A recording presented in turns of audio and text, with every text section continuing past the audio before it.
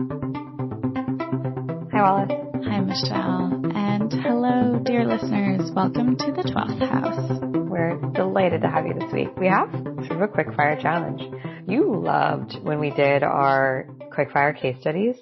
So we wanted to go ahead and take the top 5 questions that we always get asked constantly in the DMs, in email, in Mighty Networks, and just rapid fire answer them. So we're going to do that. Yes. And a lot of these questions today especially center around content creation and social media and putting yourself out there and going all in, quote unquote, on your projects. So I'm excited to dive in. These are good ones. Me too.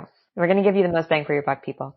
Let's start with our very first question. How do I prioritize my passion and business while working a part-time or 9-to-5 job? Wallace, what say you? I think at this stage, there's a few important things. One being that it is expansive and generative and fun and enjoyable, but also as repeatable as possible, or maybe not repeatable, but I think you said it well, actually making things an experiment. So making sure that it feels a little bit less precious at the beginning too of whatever you're doing. And it's not like everything is riding on you having it be a certain way, but you can be flexible and open and curious and pivot or change things as you go. Totally. When you're first starting anything, especially a business, you are only experimenting. Everything is an experiment. And if you look at it as, like a pass or fail, as opposed to this experiment went well and this one didn't, but I still learned something from it, then that pass fail will get you down. You'll just feel like, I'm failing all the time. And when you look at it as an experiment instead, it's just more interesting, right? Like you're able to sort of suction out the valuable bits of whatever you went through in the last week or the last month. And you're also, I think, able to take smaller bites and sort of think of each little experiment as a tiny project. And as you check off those projects, that'll give you forward momentum as opposed to feeling like you're sort of chipping away at this giant mountain. It's like, I summited that little peak. Now I'm ready to go to the next thing. Very well said. Yeah. Thinking about, okay, what worked well? What did people respond to? What was I surprised by? What do I feel like I want to try more of? And just continually asking those questions week over week or day over day and remaining open and curious when things maybe don't even go the way that you thought or expected. I feel like generally in life helps. We approach every single thing we do as an experiment pretty much, right? We've had this business for 5 years. A lot. Yeah. We also we have a lot of failed experiments or experiments where we're like, well, that did not go the way we thought it was going to go, but thank God we learned from it and we were open and flexible and now we're ready to move on to the next thing. Exactly. So there you go. The next question that we have is, I've built a system and now it's collecting dust. How do I get better at consistency? So many thoughts. Yeah. You brought up habit stacking, which I think is great. I mean, when do we not refrain to James Clear? Truly the patron saint of holisticism. This is actually the James Clear fan podcast, if you haven't noticed. This is all just really a bow to him. But all jokes aside, he talks about habit stacking, which you've probably heard us talk about a lot. But honestly, I always need the reminder myself. So habit stacking is taking advantage of building new habits using old habits. So an example would be, after I pour my cup of coffee, I will read for 10 minutes. After I take off my work shoes, I will change into my workout clothes. After I light my incense, I will then go and do my editorial planning for the week, whatever it is. And it's just taking advantage of something that's already ingrained. It's pretty much like within your natural routine of when you wake up or when you get home, things that are easily incorporated into your day, and adding one kind of simple, small new habit, I think can help with things that feel like these giant, big new routines that you need to create. But it could be like, okay, after I watch my show before or after dinner, whatever your thing is, I'm then going to close my computer and shut everything down. Before I do that, I'm going to look at my Monday hour one and see what's tracking for this week or what needs to change. Yeah. Yeah. And you might be listening to this being like, that's just a routine. And you're right. It's just a routine, but it's like one habit at a time that you stack on top of. You don't want to build, to your point, like a giant, this is my 2-hour morning routine, because you'll just be like, oh, it takes 2 hours. It's so long. But if you think about it just incrementally, you're knocking down like one domino at a time. And that's so much more attainable. Yeah, and actually something you brought up when we were talking earlier about our Notion for Magical Baddies class, digital altars. There's an exercise that you do at the beginning that is, what are you missing out on? Mm-hmm. And I think this is also in system spells. Yeah, that's like the first question in system spells of, what is your lack of systems costing you? And Exactly. If this question is, I've built the system and I'm not using it, how do I get better consistency? Like, sometimes that reframe really helps of like, what is it costing me to not use this? A lot of the time it's money. Like, it is costing me actual cash to be disorganized, or it's costing me time with my family when I'm always trying to catch up to making content or get to inbox zero or whatever it might be, or if I'm always procrastinating. And sometimes rewards can be a motivator, and James Clear talks about that a lot, but pain and avoiding pain can also be a motivator, unfortunately, for a lot of us. And sometimes that helps to think about too. Like, not only will I avoid the pain or this thing that I'm afraid of if I stick to my system, but I will also get the reward of an extra $500 in my pocket because I'm saving myself money, or an extra hour with my partner where I get to sit and enjoy dinner with them as opposed to rush off to my email inbox as soon as the table is cleared. So it's like sweet and sour.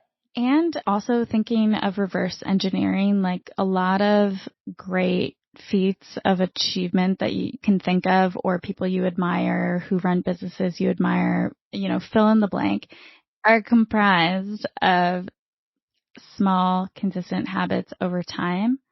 And remembering that and getting into the frame of mind of, it doesn't have to be this huge action that takes a lot of time, but doing even 5 minutes a day or 15 or 30, whatever it is, over time compounds. And so it rolls back up to, what am I missing out on? Maybe I'm missing out on future freedom that this business will create for me. That's a really good point. Yeah. What's the value I'm creating for myself now that's going to be compounding exponential in value in the future, invaluable in the future? Okay. Our next question. How do I market/advertise without social media? You have a very spicy take on this, and I would like you to say it. You're like, I am not letting you not take. I feel like I'm usually the spicy one, so I'm happy that I love this take. I just don't feel like there's really a distinction anymore. Womp womp. I know it sucks to hear, but I think social media is advertising. Advertising is social media. And that's not to say that that's all social media is, but the world that we live in, marketing and content creation are so intertwined and integrated that I personally don't believe that you can quote unquote market without social media, because you're really removing a lot. And we kind of joked about this before, but I think an example of marketing without social media is like a billboard, a TV ad. That's like old school marketing. Direct mail, catalogs. Yeah, catalogs, right. Which, hey, those have their purpose too. I was reading this super interesting thing about, I think Parachute's catalog does really well for them. I bet. I remember getting the J. Crew catalog in high school and loving it. And also the J. Peterman catalog I sometimes get, and it's my favorite place to look for copy. I've never bought anything from it, but man, it's such a good catalog. Wait, that's a hot tip right there. Also, IKEA's catalog, like notoriously iconic. Yes.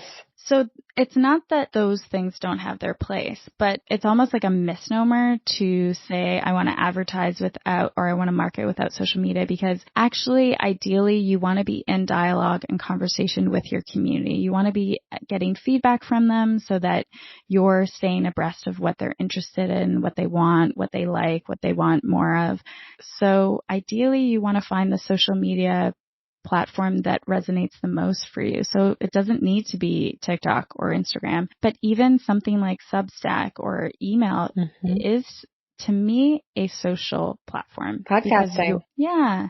So I don't really believe, I guess, in that idea of how can I just get off social media? And I totally respect that that works for some people, but I feel ultimately you need to think about, why is it that I don't want to market? Why is it that I don't want to share this message? What is my issue with this? Mm-hmm. Yeah. And like word of mouth is a great way to market your work, right? But like, I think the bigger question I would ask here for dear listener, reader, is what do you think social media is, that you have an all or nothing perspective towards it, right? That it's like, I'm either a slave to social media or I'm completely off of it, because that either or thinking, black or white thinking, we know that's a cognitive distortion, and it's not the truth of like our experience. It doesn't have to be the truth of our experience. It can be if that's what we want it to be, but we also have a lot of choice and sovereignty in how we choose to engage with these platforms online. So I would just ask myself that, do I have a tendency to have black or white thinking, all or nothing thinking in what I do? I'm either all the way on or all the way off. And is that working for me? Probably not, I would say. I would also ask, like, what's your general damage with social media? Like, what's your gripe against it? Because I bet there's a way for you to work around that. So much so that you don't have to completely eschew every single platform. And then finally, yeah, why is it that you maybe are afraid to market what you do, to talk about what you do, because you don't want to be quote unquote salesy, or because you don't want people to see you, or because, I don't know, you're afraid of getting rejected. And if you put yourself out there and you allow people to say maybe yes or no to you, they might say no. Here's the thing. People will say no. Most people will say no. That's like, if you have a 2% conversion rate on a product, that's very good for like a D2C product, a direct to consumer product. 2%, that's amazing. Great. You'd get millions of dollars of investment. Guess what? That means 98% of people say no to you. So you have to be okay with getting rejected and failure. That's part of running a business. It's part of being seen.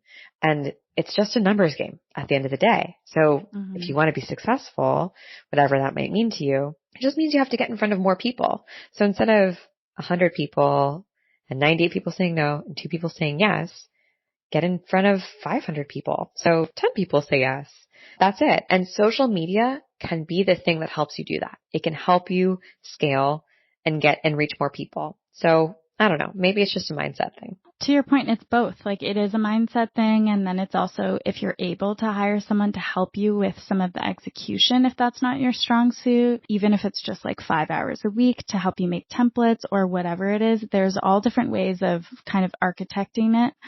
But I think another question to your point is, what would this look like if it was easy or fun? And that's also something we talk about in Digital Alters with like archetype embodiment. It doesn't have to be lame. It doesn't have to be boring. Like, some of the most fun accounts, if I think of whether it's a creator account or a brand, it's usually people who are kind of tongue-in-cheek having fun with the platform. They're like, hey, I know this game is, we're all kind of playing it, but let's at least have fun with it. Mm-hmm. Amen. I feel like we nailed that one.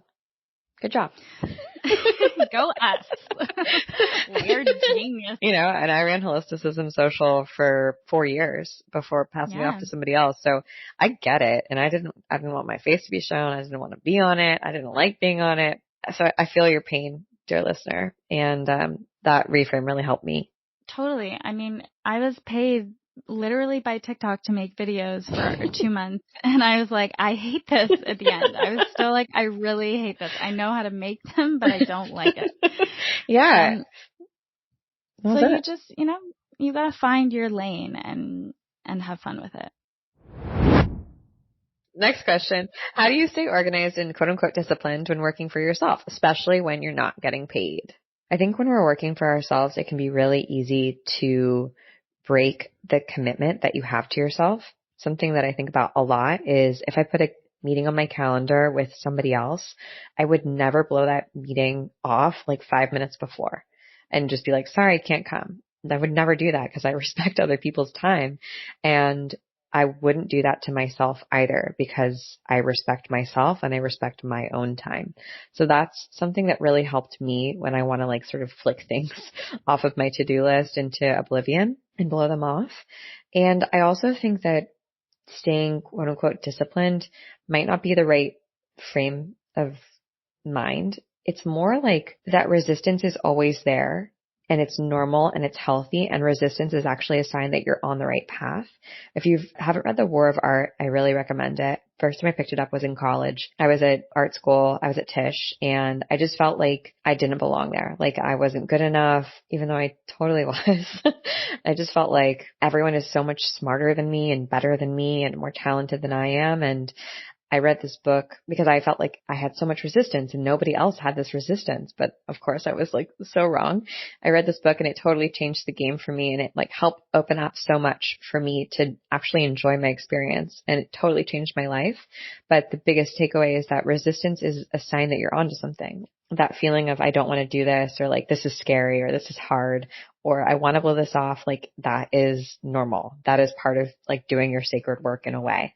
And I think this is also where habits come to save us. And I'm again going to fall back on dance and my experience, but there are so many days when I didn't want to wake up and go to dance and go to class, but you always start with class. You always start with bar. You start with pliés, and then you do tendus, and then you do dégagés, and you warm up your body, even though it's really fucking boring.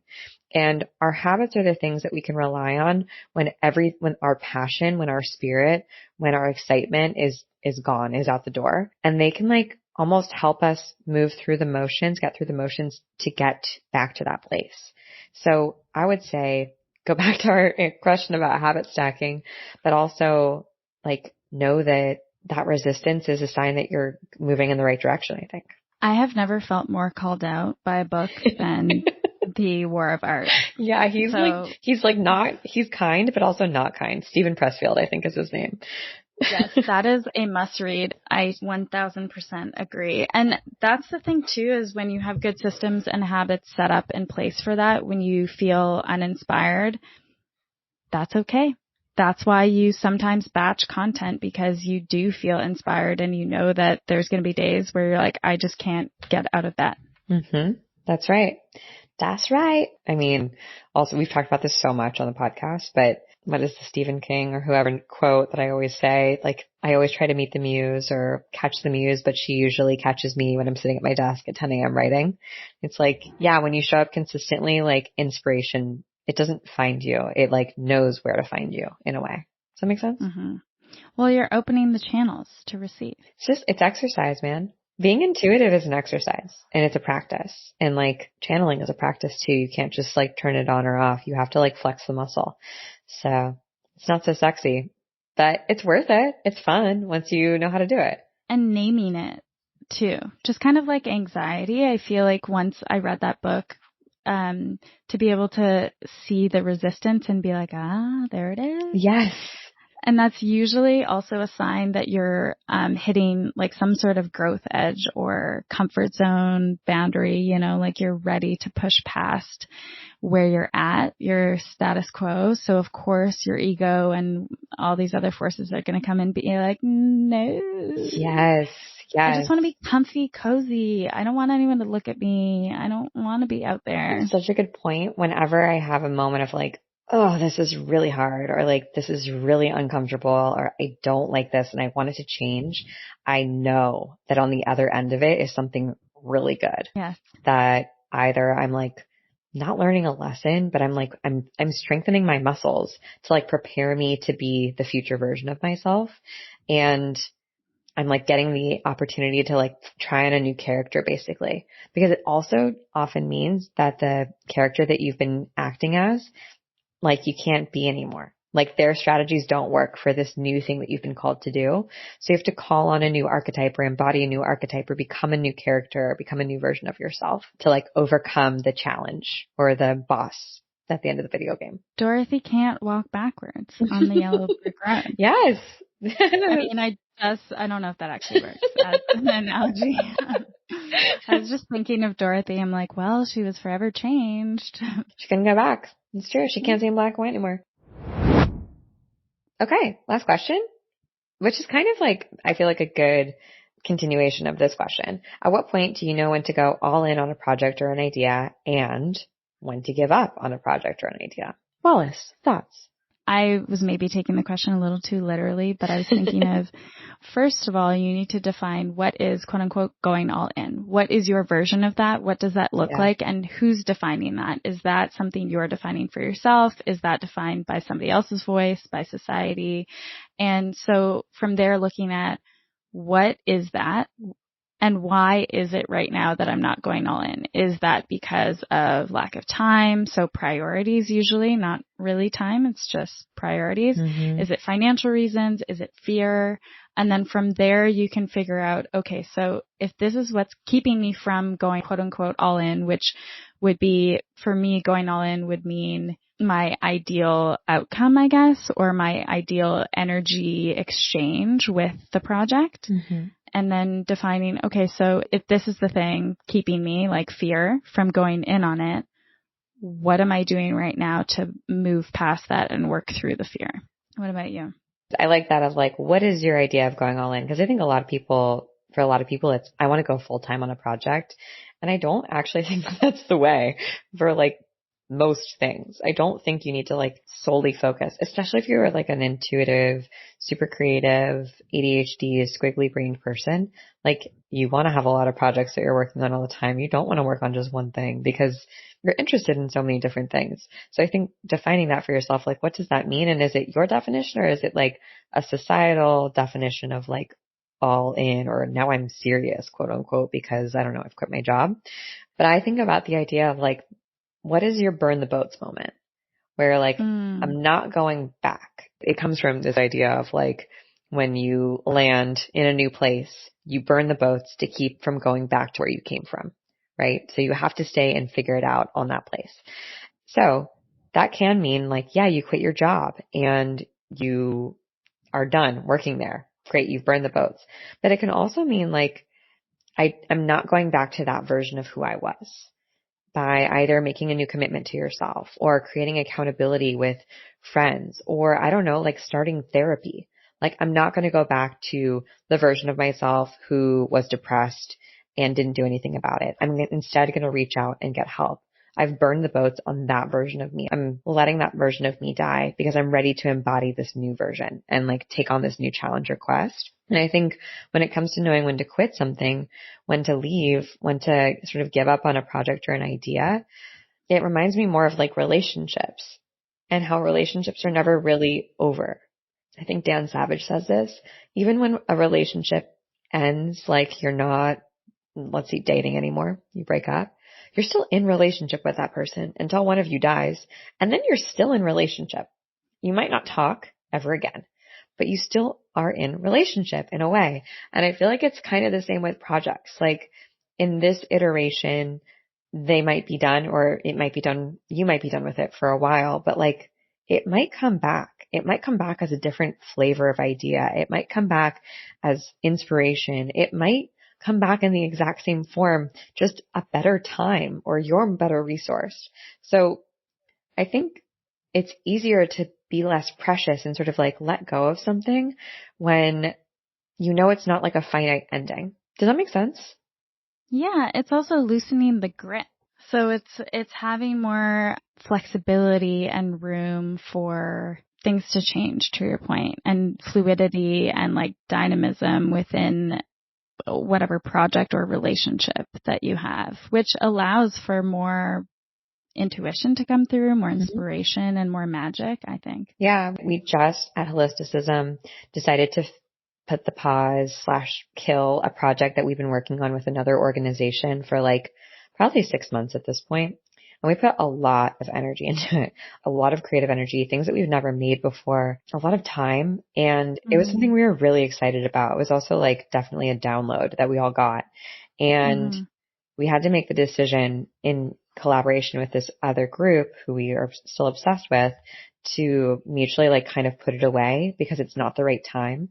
And we all had other things we wanted to work on, but it's not the end of that project. We feel pretty confident that like it'll be born when it's ready to be born. And a lot of the sort of things that came up in the environment around us globally that asked us to sort of put a pause on the project and also in our own lives were almost like little signs and signals that like it's not quite time yet.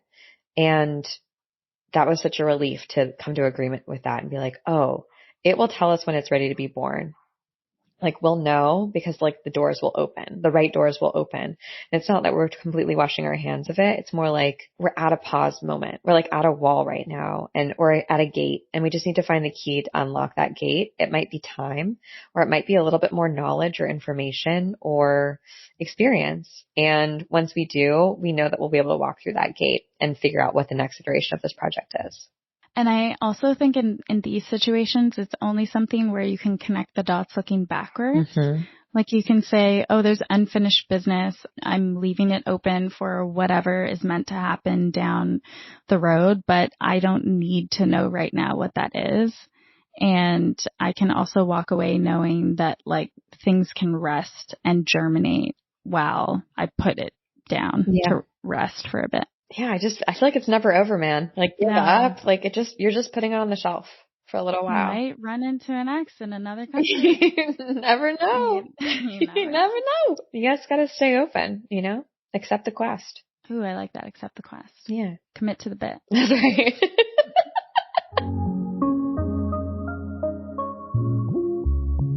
Hopefully you enjoyed this. And if you want to learn a little bit more about digital altars, our Notion for Magical Baddies class that teaches you about social media systems and spells, it is happening super soon. So we'll put the link in our show notes. And it's a 4-day class that I teach. Wells might teach some classes this time. Yeah, who knows? Maybe. I'm just springing that on her right now. We'll see what happens. But it's really fun. It's really, really fun. We start every class with a meme challenge. And oh man, if you want to just make content, like come to class because I know. I feel like it's not even just about social media. It's very much about like self-actualization as well. It really is. And not taking yourself too seriously. Having fun. That's how you get the most shit done anyway. It's true. Yeah. I would say when something's really not fun anymore for too many days in a row, that's a good time to put it on pause. Truly. And if you're also working collaboratively with a group and it's really not fun, then it might be dead. Huge fan of quitting. Huge fan of quitting groups. Quitting group projects. Recommended.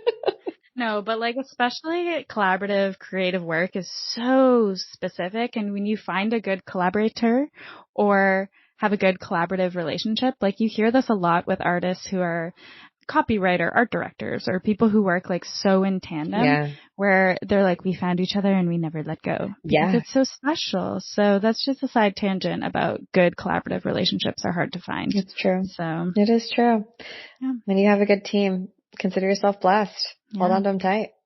But I think that's it. Hopefully these were helpful questions that we answered. And if you have more, we'd love to hear them. We are actually doing some more Q&A next week, so stay tuned. Stay tuned for more. Anyways, we'll see you on the internet. If you have any questions, shoot us a note. And we'd love to hear what you think of the episode.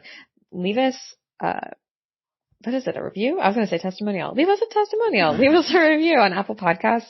It helps us so much get found by other people. And we read every single review, good and bad. It would be nice if they were good, but we like to hear your feedback, what you like, what you want more of.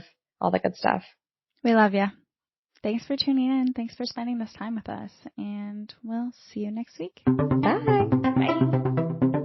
The 12 Lives is produced by yours truly, Wallace Moore Blanchard. Our theme music is made by Nathan McKay, and our wonderful editing is done by Softer Sound Studios, who you can find more information about in our show notes.